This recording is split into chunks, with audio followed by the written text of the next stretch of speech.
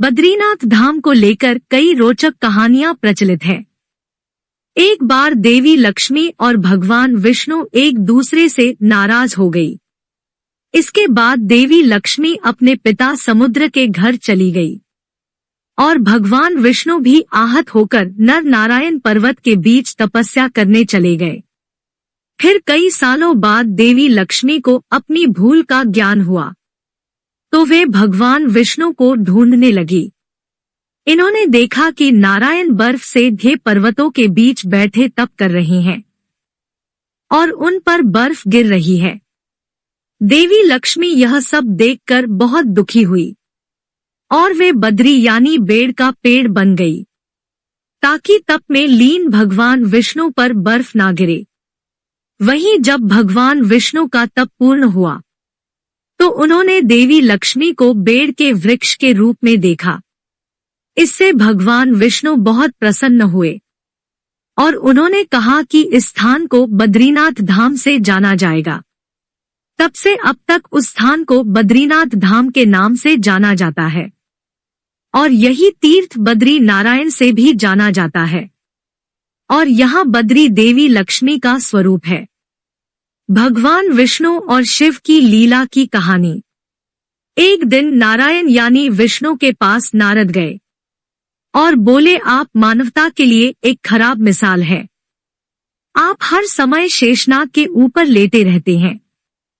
आपकी पत्नी लक्ष्मी हमेशा आपकी सेवा में लगी रहती है और आपको लाड करती रहती है। इस ग्रह के अन्य प्राणियों के लिए आप अच्छी मिसाल नहीं बन पा रहे हैं। आपको सृष्टि के सभी जीवों के लिए कुछ अर्थपूर्ण कार्य करना चाहिए। इस आलोचना से बचने और साथ ही अपने उत्थान के लिए विष्णु तप और साधना करने के लिए सही स्थान की तलाश में नीचे हिमालय तक आए। वहां उन्हें मिला बद्रीनाथ, एक अच्छा सा छोटा सा घर जहां सब कुछ वैसा ही था जैसा उन्होंने सोचा था। साधना के लिए सबसे आदर्श जगह लगी उन्हें यह। फिर उन्हें एक घर दिखा। वह उस घर के अंदर गए। घुसते ही उन्हें पता चल गया कि यह तो शिव का निवास है और वह तो बड़े खतरनाक व्यक्ति हैं। अगर उन्हें गुस्सा आ गया तो वह आपका ही नहीं खुद का भी गला काट सकते हैं। ये आदमी खतरनाक है। ऐसे में नारायण ने खुद को एक छोटे से बच्चे के रूप में बदल लिया और घर के सामने बैठ गए। उस वक्त शिव और पार्वती बाहर कहीं टहलने गए थे। जब वे घर वापस लौटे तो उन्होंने देखा कि एक छोटा सा बच्चा जोर जोर से रो रहा है। बच्चे को जोर जोर से रोते देख पार्वती के भीतर मातृत्व जाग उठा और वे जाकर उस बच्चे को उठाना चाहती थी। शिव ने पार्वती को रोकते हुए कहा, इस बच्चे को मत छूना। पार्वती ने कहा, कितने क्रूर हैं आप, कैसी ना समझी की बात कर रहे हैं। शिव बोले, ये कोई अच्छा बच्चा नहीं है। ये खुद ही हमारे दरवाजे के बाहर कैसे आ गया? आसपास कोई भी नहीं है। बर्फ में माता पिता के पैरों के निशान भी नहीं है। ये बच्चा है ही नहीं। पार्वती ने कहा, आप कुछ भी कहें, मुझे कोई फर्क नहीं पड़ता। मेरे अंदर की माँ बच्चे को इस तरह रोते नहीं देख सकती। और यह कहकर वे बच्चे को घर के अंदर ले गई। बच्चा पार्वती की गोद में आराम से था और शिव की तरफ बहुत ही खुश होकर देख रहा था। शिव इसका नतीजा जानते थे, लेकिन करे तो क्या करें। इसलिए उन्होंने कहा, ठीक है, चलो देखते हैं क्या होता है।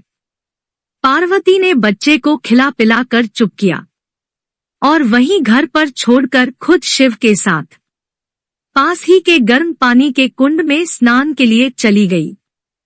लौटकर आए तो देखा कि घर अंदर से बंद था।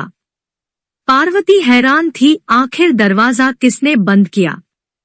शिव बोले, मैंने कहा था ना, इस बच्चे को मत उठाना। तुम बच्चे को घर के अंदर लाई और अब उसने अंदर से दरवाजा बंद कर लिया है। पार्वती ने कहा, अब हम क्या करें? शिव के पास दो विकल्प थे। एक जो भी उनके सामने है उसे जलाकर भस्म कर दें और दूसरा, वे वहां से चले जाएं और कोई और रास्ता ढूंढ ले। उन्होंने कहा चलो कहीं और चलते हैं, क्योंकि यह तुम्हारा प्यारा बच्चा है, इसलिए मैं इसे छू भी नहीं सकता। इस तरह शिव अपना ही घर गंवा बैठे और शिव पार्वती एक तरह से अवैध प्रवासी बन गए। वे रहने के लिए भटकते हुए सही जगह ढूंढने लगे और आखिरकार केदारनाथ में जाकर बस गए। बद्रीनाथ धाम को लेकर एक और कथा मिलती है कि धर्म के दो पुत्र थे, नर और नारायण। ये दोनों ही धर्म के प्रचार प्रसार के लिए अपना आश्रम स्थापित करना चाहते थे और इसके लिए पवित्र स्थान की तलाश में थे। उन्हें इस स्थान की प्राप्ति हुई और उन्होंने इस जगह का नाम बद्री विशाल रख दिया। बद्रीनाथ दो पहाड़ियों के बीच स्थित है। एक पर भगवान नारायण ने तपस्या की थी, जबकि दूसरे पर नर ने। नारायण ने द्वापर युग में श्री कृष्ण के रूप में अवतार लिया, वहीं नर ने अर्जुन के रूप में अवतार लिया था। मान्यताओं के अनुसार बद्रीनाथ धाम में ही पांडवों ने अपने पितरों का पिंडदान किया था।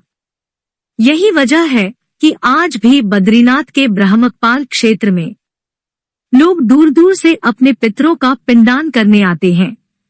कहा जाता है कि बद्रीनाथ के दर्शन ही नहीं, बल्कि स्मरण मात्र से ही मनुष्य का कल्याण हो जाता है। कथा यह भी है कि यहीं पर भगवान शिव को ब्रह्मकपाल के पास ब्रह्महत्या के पाप से मुक्ति मिली थी। यदि आप ऐसे ही कहानियों को पसंद करते हैं तो कृपया आप मेरे YouTube चैनल कहानियां विद सीमा को सब्सक्राइब, लाइक एंड अपने दोस्तों के साथ शेयर करें। धन्यवाद।